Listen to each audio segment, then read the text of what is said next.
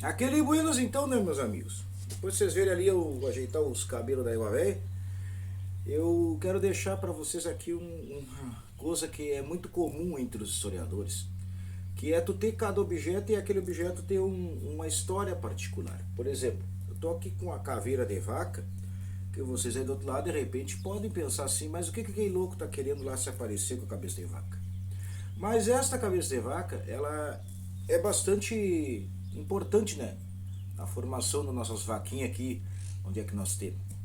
Porque ela é uma das primeiras inseminadas por mim, lá em 2003, 2004, quando eu fiz o meu curso lá em Santiago, né, de inseminação artificial, e nasceu uma vaca muito buena que nós tirava leite, e ela era moxa, cria de Hereford com Virolando. Daí ela fez o serviço dela aqui, deixou umas quantas crias. Nossa, uma vaca forte. E acabou morrendo, né? E daí esses dias eu fui no campo ali de a pé, e achei os orçamentos dela, pensei, não, vou trazer pra cá pra relembrar da vaca pampa que nós tinha. Uma vaca fortíssima, che. O tempo que tu ter telefone era uma coisa luxuosa. Mas bueno, tá então contado aqui o caos da vaca velha.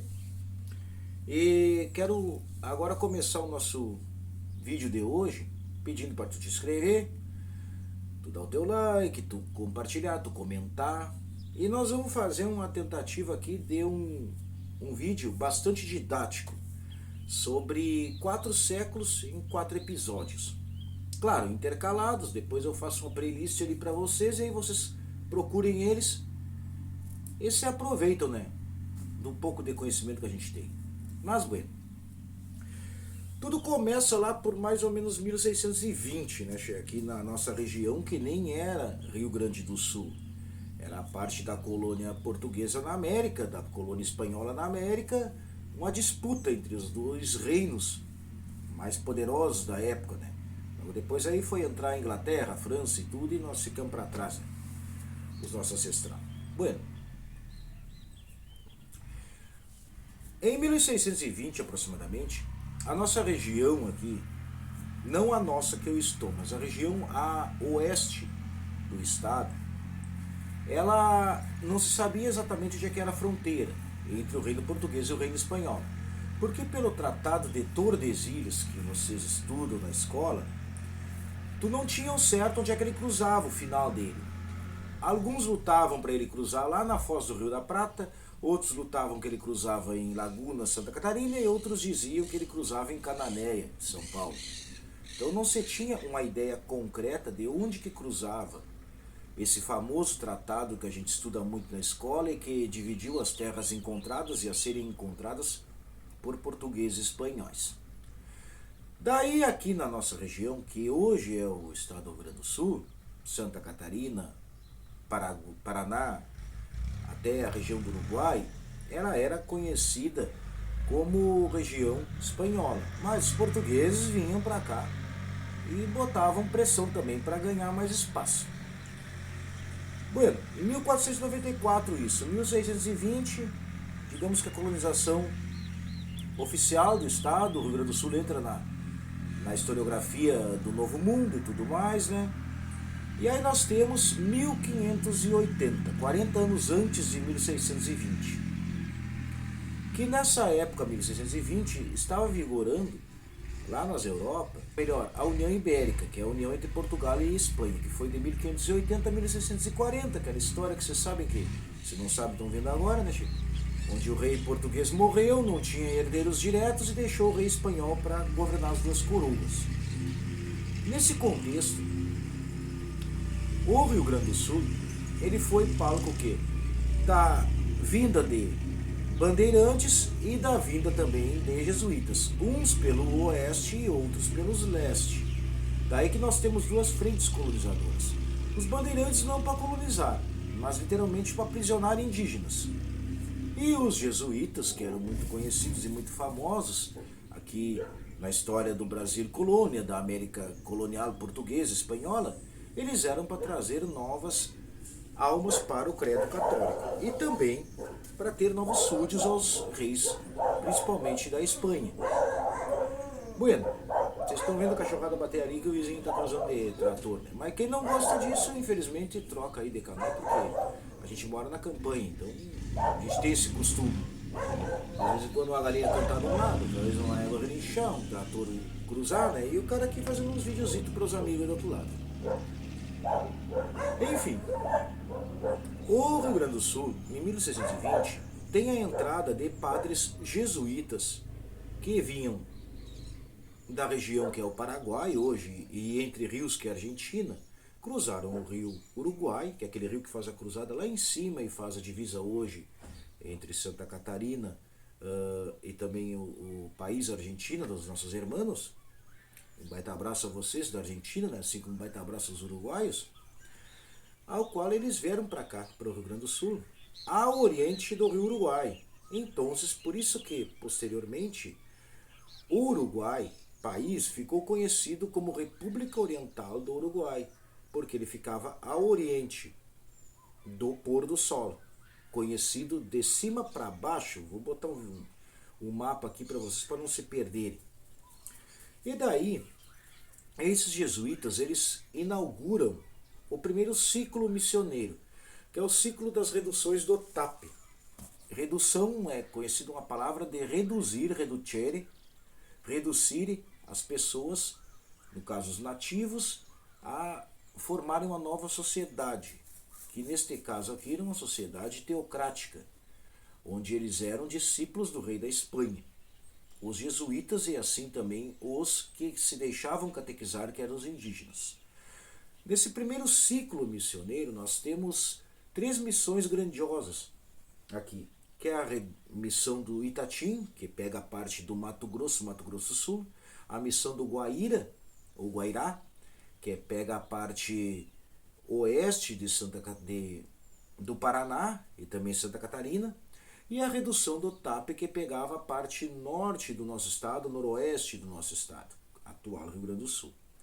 Esse primeiro ciclo vai de aproximadamente 1620 a 1641, 1642. Foram fundados vários povos aqui, vários jesuítas vieram para cá, e nós temos 3 nomes que são tocados aqui no nosso canal, que depois eu vou deixar uma lista dos vídeos que eu faço abordagem, não tão didática, né, do nosso vídeo de agora, que é Cristóvão de Mendonça e Orellana, que foi um dos primeiros padres que introduziu o gado aqui no Rio Grande do Sul.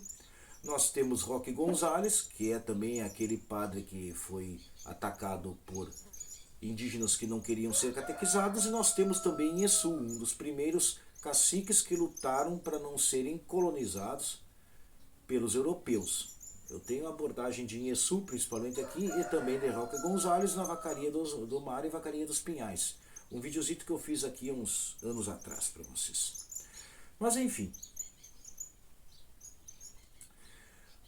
Entre 1620 e 1642, a província do Ostap, que era aqui no Rio Grande do Sul, ela se desenvolveu de uma forma mais tranquila, né?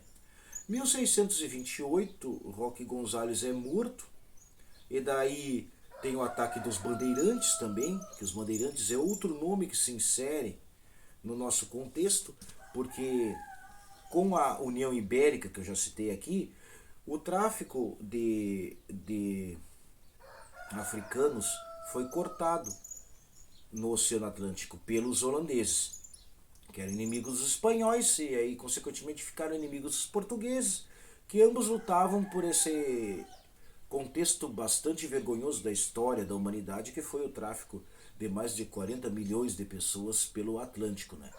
De 40 milhões, a cada 4, 2 aportavam aqui nos nossos territórios que hoje compreendem o Brasil.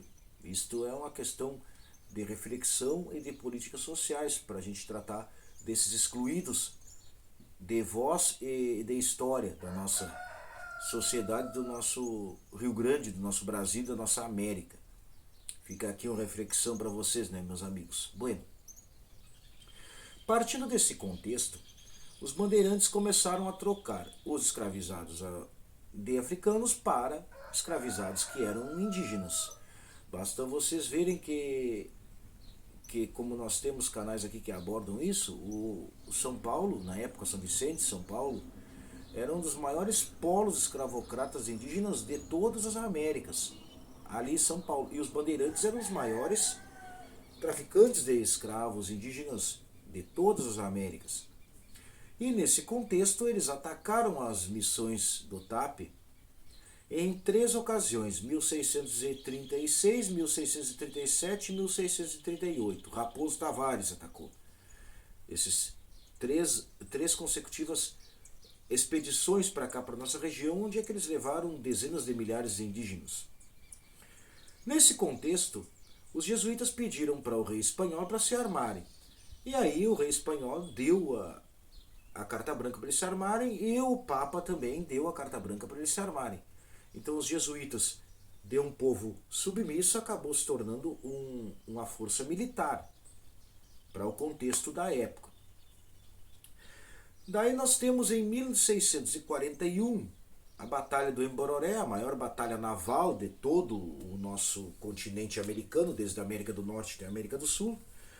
É também o único momento em que os jesuítas ganharam dos bandeirantes, nesse contexto. E daí nós temos o abandono do Rio Grande do Sul pelos jesuítas e pelos bandeirantes, porque aí se tornou inviável. De 1641 até 1680, que é a segunda tentativa de povoamento aqui do nosso estado pelos jesuítas e também reduções, que aí é inaugurado o segundo ciclo missioneiro, aquele famoso ciclo dos 7 povoados, nós temos a formação das 2 vacarias, a vacaria do Mar e a vacaria dos Pinhais, que eram o quê? Eram animais que os jesuítas abandonaram para trás, se criaram de uma forma livre na nossa região, e aquilo ali atraiu também o interesse econômico. Basta vocês verem que os 3 capítulos que eu tenho sobre as vacarias aqui contam que nós tínhamos vacarias com mais de 1 milhão de animais, né?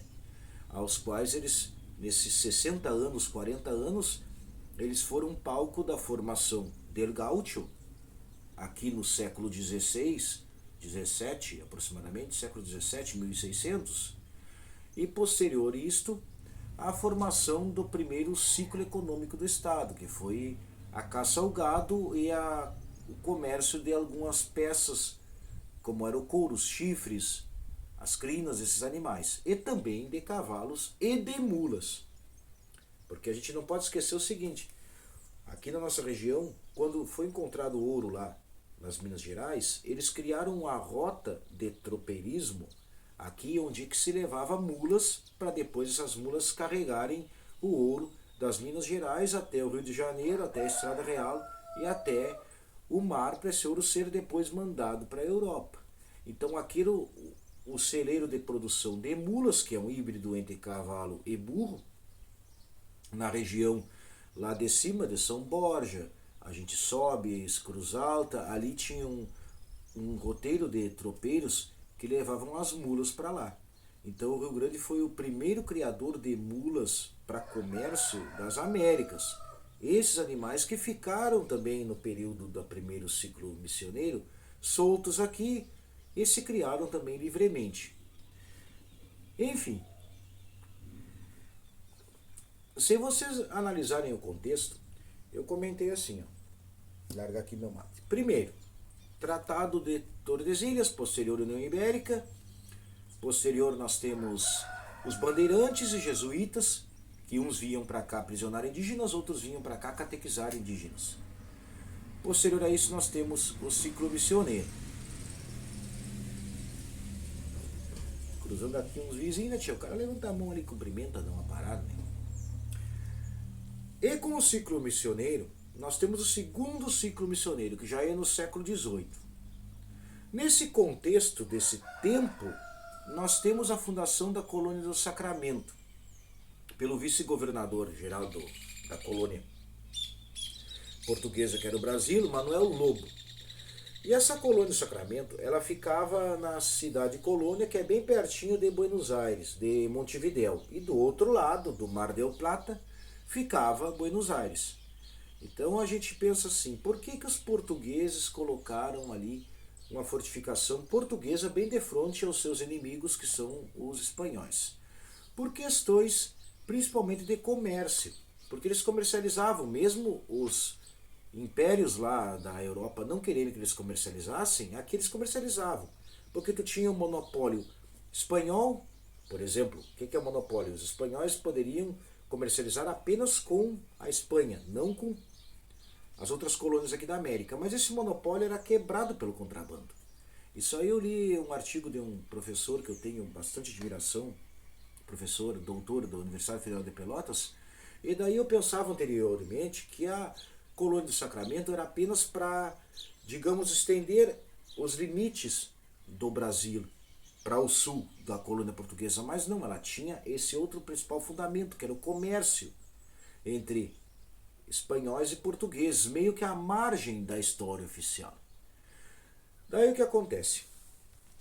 Essa fundação da colônia do Sacramento, a partir de 1680, dá uma nova visão para cá, para as terras do sul do Brasil. Porque tu tens de Sacramento até Laguna uma terra que não tem muita atração, muita atratividade. Porque se olharem o litoral do Rio Grande do Sul é uma coisa reta, né? Tem só o estuário ali da Lagoa dos Patos, né? E não tem outra coisa que tu conseguisse aportar um navio, algo mais forte para tu colonizar a região. Ou então tu teria que cruzar ali de Laguna, que foi fundada em 1676, a pé por aquelas esperaus gigantescos que tem na parte de cima da serra lá, onde é que cruza o caminho dos conventos e tudo, né, pela aqueles canyons e tudo mais, né, ao norte do estado, que seria também uma aventura gigantesca, tu cruzar ali para tu chegar nesse espaço. Por isso que os espanhóis conseguiram colonizar melhor a nossa região a leste daqui. Daí tu tens o quê? Tu tens esse espaço e tu tens, a partir de 1737, a fundação de um forte Jesus Maria José por Silva Paz. Bem na boca da saída da Lagoa dos Patos, o forte, primeira fortificação oficialmente portuguesa aqui na nossa região.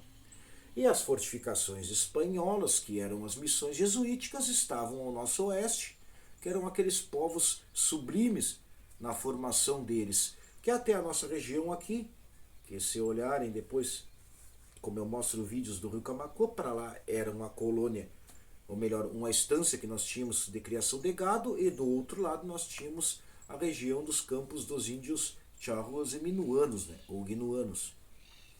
Nesse contexto, 1737 vem Silva Paz para cá, e Jerônimo de Ornelas vem em 1732 para cá também. E aí ele funda em Viamão, lá na região perto de Porto Alegre, uma sesmaria que é ganha dele, por ele, né, para estender os seus domínios aqui.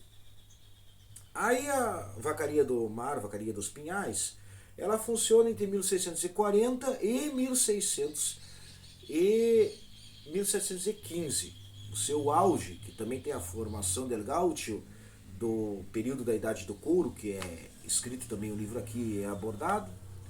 E nesse contexto, nós já temos uma luta direta entre espanhóis e portugueses, que vai culminar na assinatura de outro tratado, que é o Tratado de Madrid, 1750, que é tema do nosso próximo vídeo, e também vai culminar no contexto da Guerra de Fronteira entre Portugal e Espanha, que também foi bastante característica na região onde eu moro aqui.